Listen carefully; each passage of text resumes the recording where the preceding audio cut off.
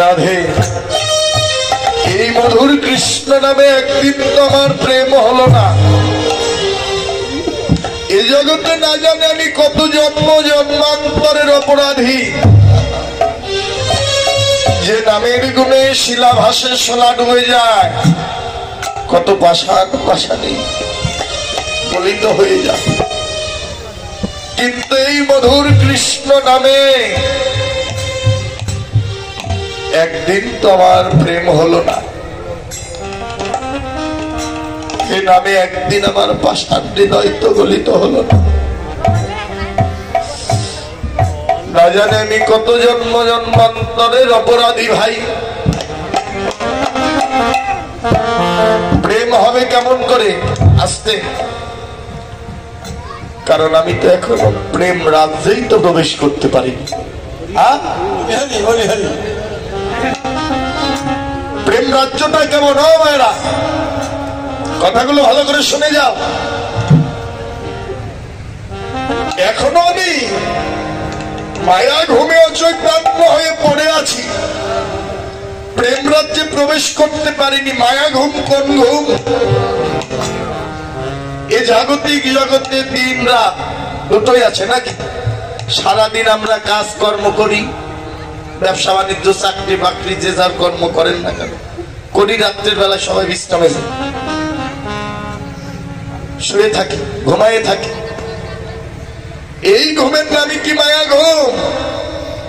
ভক্তি শাস্ত্রে টিকা দিলেন না, এই ঘুমের নাম মায়া ঘুম নয়। তবে কোন ঘুম মায়া ঘুম?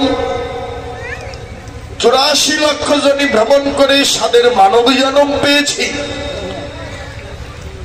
দুর্লভ জন্ম পেয়েছি, শ্রেষ্ঠ জন্ম পেয়েছি। এই সাদের জন্ম পেয়ে হেলায় হেলায় আমার বেলা ডুবে গেল। একদিন আমি বুঝতে পারলাম না এই যে মায়া ঘুম কোন ঘুম। দেখুন, এই সাদের জন্ম পেয়ে হেলাই হেলাই যে আমার বেলা ডুবে গেল রে মন। আমি একদিন সেই ভাবনা ভাবলাম না, এই সাদের জন্ম পেয়ে একদিন আমি সদ্গুরু চরণ আশ্রয় করলাম না।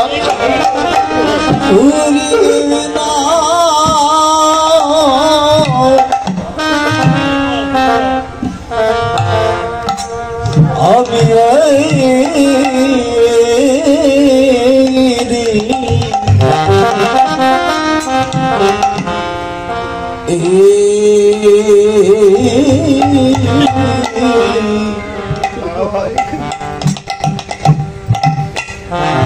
আশ্রয় করিলে না এই সাদের জন্ম পেয়ে একদিন আমি ভালো মানুষের সঙ্গ করলাম না।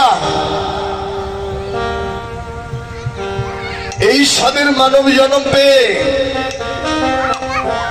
একদিন আমি সৎসঙ্গ ভক্ত সঙ্গ করলাম না, ভালো মানুষের সঙ্গ করলাম না। এই যে আমি অন্ধকার ঘরে পড়ে আছি, এই অন্ধকার ঘরে যে পড়ে আছি, এই ঘরে থেকে কোনোদিন কৃষ্ণ প্রেম জাগ্রত হয় না। প্রেম রাজ্যে চলে যাও। প্রেম রাজ্যে যেতে হলে কি করতে হবে? একজন চৈতন্য গুরুদেবের সঙ্গ করতে হবে। গুরু সঙ্গ না করলে এই দেহে কোনদিন কৃষ্ণ প্রেমের উদয় হয় না। গু শব্দের অর্থ অন্ধকার, রু শব্দের অর্থ আলো। একমাত্র তোমায় আমায় অন্ধকার জগৎ থেকে আলোর পথে নিতে পারে সে হলো একমাত্র আপন আপন শ্রী গুরুদেব। বিদায় গৌর।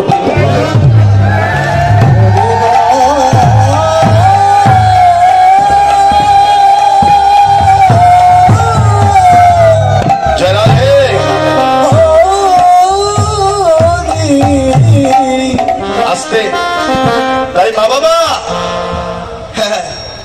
জগতে এসেছো, খটখট করেন, শুধু মেকআপ লাগাইও না, হ্যাঁ, আর সাইজো না। হরি বল। এই যে ভগবানের, কারণ বাস্তব উচিত কথা বলতে গেলে তো একটু দোষ বেশি দাদু ভাই। কারণ এই যে ভগবানের প্রত্যেকটা কথা, এই যে আমার গৌর গোবিন্দের লীলা কথা, প্রত্যেকটা কথাই যেন রসে ভরা। লীলাটি হলো ভগবানের গমন গোষ্ঠ লীলা। এই লীলাটি শুধু আমার ভগবানের নয়, এই আসরে আমরা যত ভক্ত বসে আছি, দাঁড়িয়ে আছি, আমরাও গমন করেছি ৬৪টি লীলা। এর মধ্যে মহাজন বিচার করে দেখলেন ৬২টি হলো আমার ভগবানের লীলা, আর 2টি হলো পালা। কোন পালা? একটি হলো এই মায়ার জগতে আসার পালা, সুব্রত দা, আর একটি হলো ভাই বন্ধু, আত্মীয় স্বজন, পুত্র কন্যা, বন্ধু বান্ধব সকলকে রেখে চলে যাবার পালা। বাবা, শুধু আমার ভগবানের গমন গোষ্ঠ লীলা নয় রে, কারণ এই লীলাটি যখন করি তখন একটি প্রশ্ন বারবার যেন এসে যায়। বাস্তব কথা, একটি কথা বারবার যেন ভেসে ওঠে। কি কথা? দাদু, এই জগতে তো গমন করেছি। ছোট দাদা, সুন্দর একটি কথা আপনারাও শুনে। এই জগতে তো গমন করেছি, এই মায়ার জগতে এসে আমি জগন্নাথ, আমার কথাই বলি, ছোটবেলায় একদিন সবার কোলে কোলে থাকতাম, আদরেই থাকতাম। বাড়ি আছে, ঘর আছে, টাকা আছে, পয়সা আছে, সবই আছে, পুত্র কন্যা, আত্মীয় স্বজনে, জাগতিক জগতের কত বন্ধু বান্ধব। বাবা, কথাটি ভালো করে বিচার করবে। এই জগতে আমরা সবাই এসেছি, কেউ থাকে গাছতলা, কেউ থাকে পাঁচতলা, কেউ থাকে ভালো টিনের ঘরে। ভগবান যে যাকে রেখেছে, ও দাদা, সে সেইভাবে আছে, বাড়ি ঘর সবই আছে, গমন করেছি। কিন্তু যেদিন আমার এই দেহ থেকে প্রাণ বাকি বের হয়ে যাবে দাদু, এই জাগতিক জগতে গমন করে তো সবই পেলাম, সেদিন আমার জীবনের উত্তর গোষ্ঠ এসে যাবে, শেষ গোষ্ঠ বিদায়বাসী বেঁচে যাবে। আমি যে চলে যাব, সেদিন আমি কোন বাড়ি গিয়ে দাঁড়াবো? নিতাই গৌর হরিবল।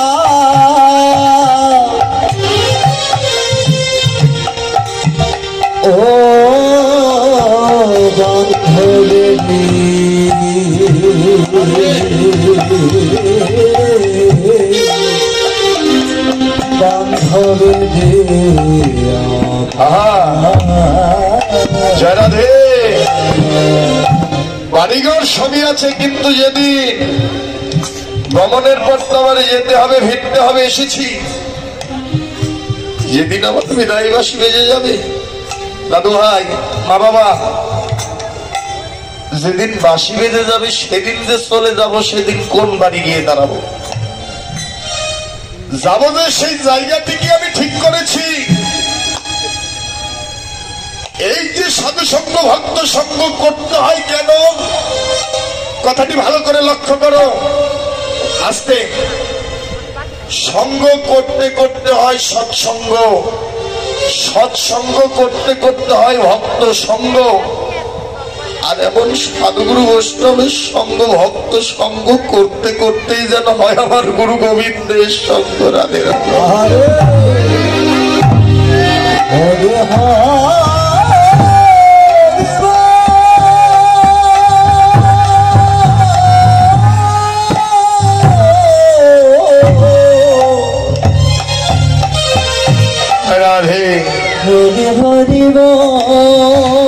বাবা এই যে জগতে এসে ভক্ত সঙ্গ করছে লাভ আছে, কারণ প্রথমেই কিন্তু লাভ দিয়ে কিন্তু গাছের মাথা ওঠা যায় না দাদা, ধীরে ধীরে উঠতে হয়। যেমন সঙ্গ করতে করতে হয় সৎসঙ্গ, সৎসঙ্গ করতে করতে হয় ভক্ত সঙ্গ, ভক্ত সঙ্গ করতে করতেই যেন হয় আমার গুরু গোবিন্দের সঙ্গ। তাই এই যে জগতে এসেছি আমার একদিন যেতে হবে, সেই যাবার ঠিকানা তো আমার ঠিক করতে হবে, কোথায় গিয়ে আমি সেদিন দাঁড়াবো। তাই যে যত পারো মায়ার ঘরে বসে না থেকে অন্তরে কৃষ্ণ প্রেম জাগ্রত করে যে যত পারো সাধু সঙ্গ ভক্ত সঙ্গ করে নাও। ভক্তের চরণ ধুলি অঙ্গে লেপন করতে করতে করতে করতে একদিন আমার শ্রী গোবিন্দের কৃপা দয়া করুণা হবেই হবে। হরিবল। তাই মা ভক্তের হৃদ মন্দিরে একটি আত্মনিবেদন। কি আত্মনিবেদন? এ জাগতিক জগতের বাড়ি গাড়ি টাকা পয়সা ধন ঐশ্বর্য সুন্দরী নারী এগুলো নয়, ভক্তের মনে থাকতে হবে একটি আত্মনিবেদন। ঠাকুর এসেছি জগতে, একদিন আমার চলে যেতে হবে। ও গোবিন্দ, তোমার স্মরণে আমার এই নিবেদন। আমি টাকা পয়সা বাড়ি গাড়ি সুন্দরী নারী চাই না। সেদিন আমার পরাণ পাখি বের হয়ে যাবে, সেদিন আমি চলে যাব ওই ভব নদীর পার ঘাটে। সেদিন যেন তোমার ওই যুগল চরণে লাভ করতে পারি গোবিন্দ।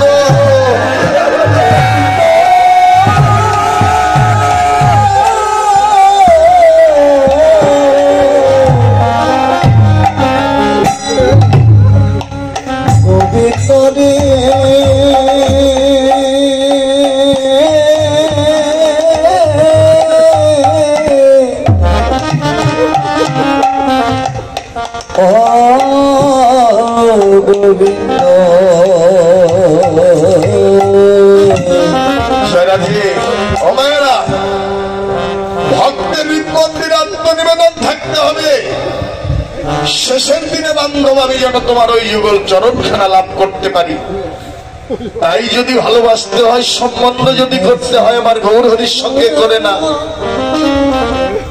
সম্বন্ধ করিয়া ভজে তারে কৃষ্ণ নাহিতে যে, আর সব যেন মনে অকারণ। তাই যদি ভালোবাসতে হয়, যদি সম্বন্ধটা করতেই হয়, একজনের সঙ্গে করো, সে হলো আমার যেন গৌর হরি। জয় রাধে রাধে। তাই অতীতে পাবন শ্রী গৌরাঙ্গ মহাপ্রভু সঙ্গে যারা সম্বন্ধ করেছে, ভালোবাসা করেছে, ভগবানে যেন আজ নদীয়ার মাঝে দাঁড়িয়ে উচ্চ স্বরে ডাকছে, ধবলি শ্যামলি তোরা কোথায় একবার আয়। কেমন করে ডাকছে মহাপ্রভু? তাই বৈষ্ণব কবি আমার পদ লিখলেন।